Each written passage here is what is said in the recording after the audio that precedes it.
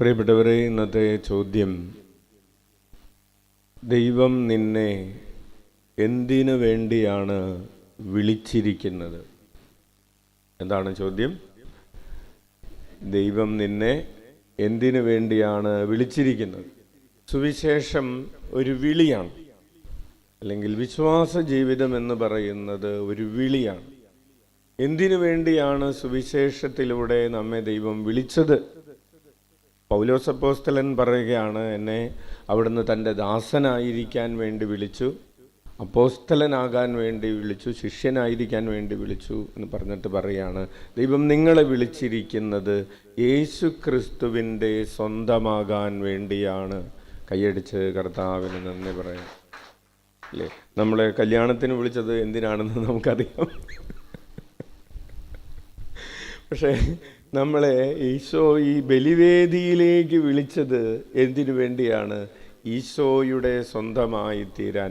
അമ്മ ത്രേസ്യ എപ്രകാരമാണോ ഈശോയുടെ സ്വന്തമായി മാറിയത്, അങ്ങനെ ഈശോയുടെ സ്വന്തമായി തീരാൻ. അങ്ങനെ അപ്പോൾ രണ്ടാമതായിട്ട് പൗലോസ് പറയുകയാണ്, അങ്ങനെ ദൈവത്തിൻ്റെ പ്രീതിഭാജനങ്ങളായി തീരാൻ. ഈശോയുടെ സ്വന്തമായി തീരുമ്പോൾ നമ്മൾ ആരുടെ പ്രീതിഭാജനമാകും? പ്രീതിഭാജനം എന്നുള്ള വാക്ക് കേട്ടിട്ടില്ലേ? ഡിയർ. ആരുടെ ഡിയറായിട്ട് മാറും? ദൈവത്തിൻ്റെ, പിതാവായ ദൈവത്തിൻ്റെ പ്രീതിഭാജനങ്ങളായി മാറും. ഇനി മൂന്നാമതായി, അപ്പോൾ വിശുദ്ധരാകാൻ വേണ്ടിയാണ് ഈശോയുടെ സ്വന്തമാകാൻ വേണ്ടിയാണ് വിളിക്കപ്പെട്ടത്. അങ്ങനെ ഈശോയുടെ സ്വന്തമായി ജീവിക്കുന്നത് വഴി ദൈവത്തിൻ്റെ പ്രീതിഭാജനങ്ങളായി മാറാൻ. മൂന്നാമതായി, അങ്ങനെ ദൈവത്തിൻ്റെ പ്രീതിഭാജനങ്ങളായി ജീവിക്കുന്നവരെ വിളിക്കുന്ന പേരാണ് വിശുദ്ധരെന്ന്. അപ്പോൾ വിശുദ്ധരാകാൻ വേണ്ടിയാണ് വിളിക്കപ്പെട്ടത്. ഈശോയുടെ സ്വന്തമാകാൻ, രണ്ടാമതായി ദൈവത്തിൻ്റെ പ്രീതിഭാജനങ്ങളാകാൻ, മൂന്നാമതായി വിശുദ്ധരാകാൻ വേണ്ടി നമ്മെ വിളിച്ചിരിക്കുകയാണ്. അപ്പോൾ വിശുദ്ധരാകുന്നതിന് എന്താണ് തടസ്സം? നമ്മുടെ പാപങ്ങൾ തടസ്സമാണ്. ഈശോ പറയുകയാണ്, നിങ്ങൾ എൻ്റെ വാക്ക് കേട്ട് അനുദപിക്കുക. നിനവേക്കാർ യോനായുടെ വാക്ക് കേട്ട് അനുദപിച്ചു. ഇന്ന് നമ്മൾ അൾത്താരയിൽ നിന്ന് കേൾക്കുന്നത് ആരുടെ വാക്കാണ്? ഈശോയുടെ വാക്കാണ്, യോനാ പ്രവാചകന്റെ വാക്കല്ല. അപ്പോൾ ഈശോയുടെ വാക്ക് കേൾക്കുന്ന നമ്മൾ എത്രമാത്രം അനുദപിക്കണം. ഷേബാരാജ്ഞി സോളമൻ്റെ വിജ്ഞാനം കേൾക്കാൻ വേണ്ടിയാണ് കൊട്ടാരത്തിലേക്ക് വന്നത്. നമ്മൾ ഈ അൾത്താരയിൽ നിന്ന് കേൾക്കുന്നത് ആരുടെ വാക്കാണ്? ആരുടെ വിജ്ഞാനമാണ്? ഈശോയുടെ വിജ്ഞാനമാണ്. ജ്ഞാനത്തിൻ്റെ ഉറവിടമായവൻ്റെ ശബ്ദമാണ് നമ്മൾ കേൾക്കുന്നത്.